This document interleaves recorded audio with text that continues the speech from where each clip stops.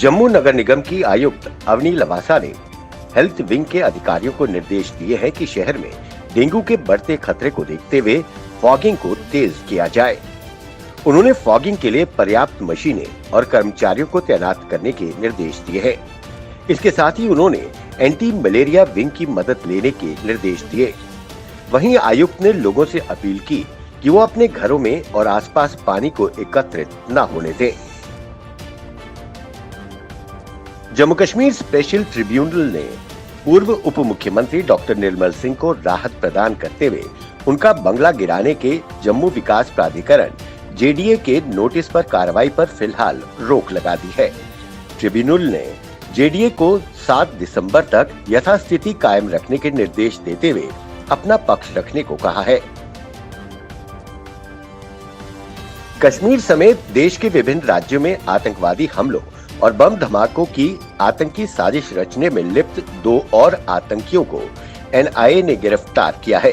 ये दोनों ही उत्तरी कश्मीर के सोपुर को रहने वाले हैं। इस मामले में एनआईए ने अब तक 27 लोगों को गिरफ्तार कर चुकी है। एनआईए के प्रवक्ता ने बताया कि लश्कर-ए-तैयबा, जैश-ए-मोहम्मद, हिजबुल मुजाहिदीन, अल-बदर, टीआरएफ आदि आतंकियों संगठनों ने जम्मू कश्मीर और देश के अन्य राज्यों में बड़े पैमाने पर बम धमाके करने व आत्मघाती हमलों की साजिश रची हुई थी। जम्मू कश्मीर में अब नशे के खिलाफ यूथ क्लब भी लड़ेंगे। सभी पंचायतों तथा शहरी क्षेत्रों के वार्डों में गठित यूथ क्लब नशा मुक्ति में अहम योगदान देंगे।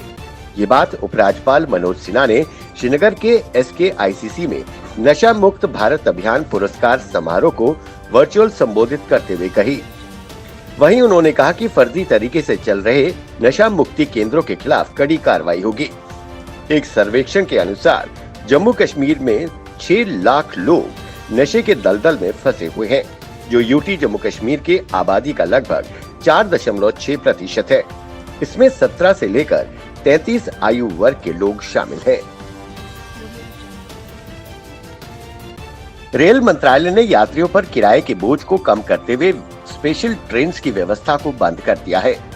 अब रेल में सफर करने वाले यात्रियों को कोरोना महामारी से पहले वाला सामान्य किराया ही चुकाना होगा। ये नियम सभी मेल, एक्सप्रेस व पैसेंजर ट्रेन में लागू होंगे। सिर्फ कंफर्म टिकट पर ही यात्रा हो सकेगी। कोरोना प्रोटोकॉल के चलते अभी सभी ट्रेनों में खाना, चादर और कंबल नहीं मिलेंगे। ये फैसला तत्काल प्रभाव से लागू कर दिया गया है।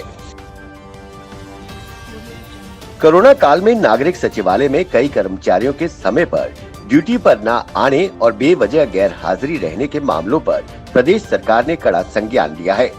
सरकार ने 15 नवंबर से समय पर दफ्तर न आने वाले सचिवालय के कर्मचारियों का वेतन काटने के अलावा उन्हें कारण बताओ नोटिस जारी किया है।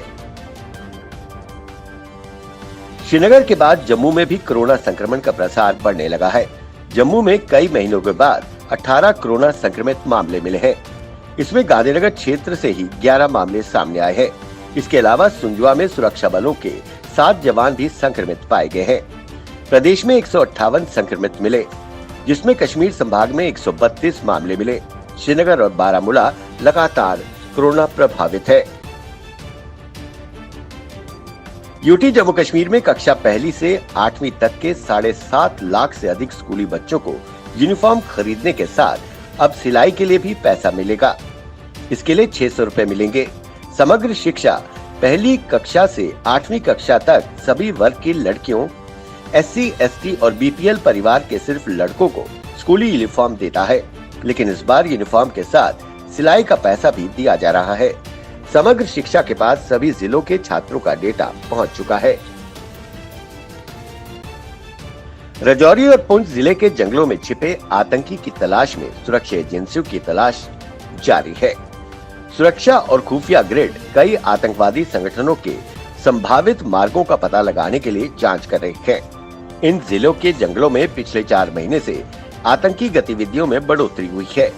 आतंकियों का लक्ष्य दोनों जिलों में आतंकी गतिविधियों को फिर से जिंदा करना है। पाकिस्तान के प्रधानमंत्री इमरान खान ने कहा कि वो अफगानिस्तान तक अनाज पहुंचाने के भारत के प्रस्ताव पर सकारात्मकता से विचार कर रहे हैं। दरअसल भारत ने कुछ दिन पहले ही कहा था कि वो अफगानिस्तान तक गेहूं पहुंचाना चाहता है और पाकिस्तान इसके लिए उसे अपनी जमीन इस्तेमाल करने दे। भारत की तरफ से काबुल को 50,000 मैट्रिक टन गेहूं पहुंचाना है। भारत से अफगानिस्तान तक जाने के लिए सड़क मार्ग पाकिस्तान से होकर गुजरता है। भारत इसी मार्ग से गेहूं अफगानिस्तान पहुंचाना चाहता है।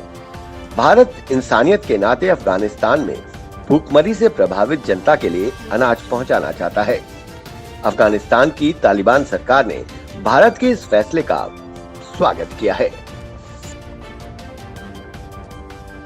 उत्तरी कश्मीर के बारामूला जिले में शुक्रवार शाम जमकैश मोटर वाहनों में भीषण आग लग गई। अधिकारियों के मुताबिक आग पर काबू पाने के लिए पुलिस और दमकल कर्मी जल्द ही मौके पर पहुंच गए। स्थानीय लोगों ने भी मदद की। आग लगने के कारणों का अभी पता नहीं चल पाया है। क्षेत्रीय शिक्षा कार्यालय बांदीपुरा ने आज वर्ष 2021-22 के लिए नौपोरा चौक से गुलशन चौक बांदीपुरा तक एक मेगा नामांकन अभियान शुरू किया।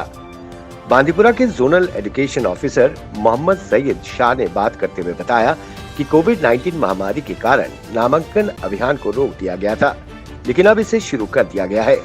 उन्होंने उम्मीद जताई कि इस साल सरकारी स्कूलों में सबसे ज्यादा संख्या में नए छात्र आएंगे। विभाग सरकारी स्कूलों में सर्वोत्तम संभव सुविधा सुनिश्चित करेगा ताकि इन स्कूलों में अधिक से अधिक छात्र भाग ले सकें।